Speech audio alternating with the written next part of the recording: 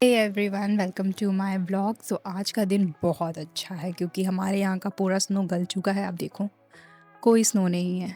बहुत अच्छा वेदर हो गया है। मुझे लग रहा है कि अब फाइनली समर आ चुका है क्योंकि अब सारा स्नो मेल्ट हो गया। यहाँ पे ऐसे ही होता है कि एक बार बस बारिश होती है, उसके बाद सारा स्नो गायब हो जाता है। तो आज गाइस हमारे घर में बनने वाला है लिट्टी चोखा, क्योंकि लिट्टी चोखा प्रशांत को खाने का बहुत मन कर रहा है। और कल हम लोग सत्तू भी लेके आए ना। यस।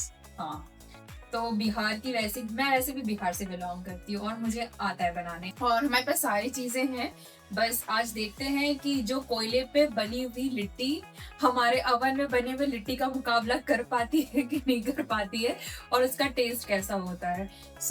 चलो बनाना शुरू करते हैं फटाफट, इससे पहले कि इवनिंग हो जाए, लंच का टाइम अभी हो रहा है। सबसे पहले मैंने बैंगन और टमाटर को बहुत अच्छे से धुल लिया था। मुझे सिर्फ 2 लोगों के लिए ही बनानी थी बैंगन का चोखा, तो मुझे लगा इतना सफिशिएंट है। 1 टमाटर, 1 बैंगन, 3 मिर्ची और थोड़े बहुत कली अदरक और लहसुन के। मैंने इन सबको फॉर 25 मिनट्स तक के लिए एयर फ्रायर में डाल के छोड़ दिया था। तो हमारा ये जो बैंगन है वो पक चुका है और ऑलमोस्ट इसमें 2 मिनट का टाइमर और बता रहा है, तो मैं इसको स्टार्ट कर देती हूँ।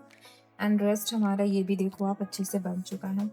अब मैं जा रही हूँ सत्तू बनाने के लिए। लिट्टी चोखा में सबसे इम्पोर्टेंट जो होती है वो उसकी फिलिंग होती है, क्योंकि उसी से उसका टेस्ट आता है। इसकी फिलिंग को मैंने बहुत ही ज्यादा चटपटी रखी थी। इसमें थोड़ा सा मस्टर्ड ऑयल भी डाल दिया था। फिलिंग में मैंने ऐड कर लिया था थोड़ा सा अनियन, थोड़ा सा मसाले और नमक। आज मैं पहली बार लिट्टी चोखा बना रही हूँ, सो विदेश में देसी स्टाइल का लिट्टी चोखा कैसा बनेगा वो तो आपको आखिरी में ही पता चलेगा। जब हम छोटे थे ना, तो मम्मी जब लिट्टी चोखा बनाती थी तो उसकी फिलिंग हम लोग ऐसे ही खा जाया करते थे, मतलब वो उसमें स्टफ भी नहीं होता था और उससे पहले हम खा लिया करते थे। इसके बाद मैंने एयर फ्रायर से बैंगन निकाल के उसको छील लिया था अच्छे तरीके से, ताकि मैं उसकी चटनी बना सकूं। और साथ में ही मैंने आटा गूंथ लिया था ताकि मैं उसको अलग से 15 मिनट तक रख सकूं। उससे मेरा आटा फ्लफी हो जाता है और अच्छा लिट्टी बन जाएगा उससे। जब तक मैंने आटे को अलग रखा हुआ था, मैंने सोचा मैं अपने बैंगन की चटनी को बना लेती हूँ। तो मैंने साइड में बैंगन का जो चोखा है उसको बना लिया। और ये ट्रे मैं यूज करती हूँ बेकिंग के लिए, तो मैंने सोचा कि मैं इसी पे ही बेक करती हूँ लिट्टी। मेरे जो नाना है ना, वो बहुत ज़्यादा सत्तू को बहुत ज़्यादा प्यार करते थे। मुझे याद है बचपन में क्या होता था ना कि जब हम लोग कहीं पे भी जाया करते थे, क्योंकि मेरी मम्मी और मेरे नाना बहुत ज़्यादा क्लोज थे। फैमिली बॉन्डिंग में उन दोनों की बॉन्डिंग बहुत ज़्यादा अच्छी थी। तो जब भी मेरे नाना कहीं पे भी हम लोग के साथ जाया करते थे, तो मुझे याद है कि वो हमेशा अपने साथ एक डब्बे में सत्तू रखते थे। वो कहते थे कि कुछ मिलेगा नहीं मिलेगा तो सत्तू तो है ना, कम से कम सत्तू हम लोग पी के ही हम काम चला सकते हैं। तो उनका एक तरीके से ये सीक्रेट था कि वो कहीं भी जाते थे वो सत्तू उनके पास होती ही होती थी। तो क्योंकि उनको वो प्योर वेजिटेरियन थे, तो उनको बहुत डर लगता था, पता नहीं मैं कहीं जाऊंगा वहाँ का खाना कैसा होगा। हम लोग हमेशा कहीं जाते थे तो वो क्या करते थे कि ग्लास होता था उनके पास, सत्तू होता था और चम्मच होता था। ये उनके बैग में होता ही होता था।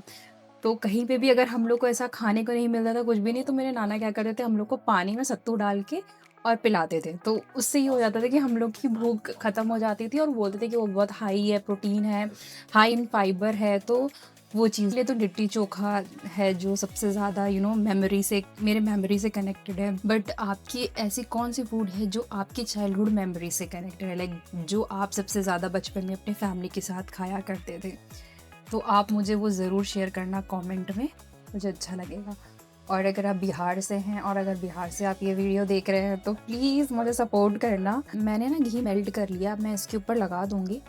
इससे जब मैं अवन में डालूँगी ना तो ये सूखेगा नहीं और अच्छा बन के निकलेगा। मेरी लिट्टी तैयार हो चुकी है, मैंने फिलिंग कर दी। मैंने बस इतनी ही बनाई है क्योंकि हम 2 लोग हैं तो इतना ज़्यादा खाएंगे नहीं, तो मेरे लिए इतना मोर देन सफिशिएंट है। तो मैं अब जा रही हूँ इसको अवन में डालने के लिए और फिर चोखा ऑलरेडी बन चुका है। फिर मैं आपको बताऊंगी कि ये इसका टेस्ट कैसा नहीं। अपने बाटी को घी से नहला दिया, अब मैं जा रही हूँ इसको अंदर डालने।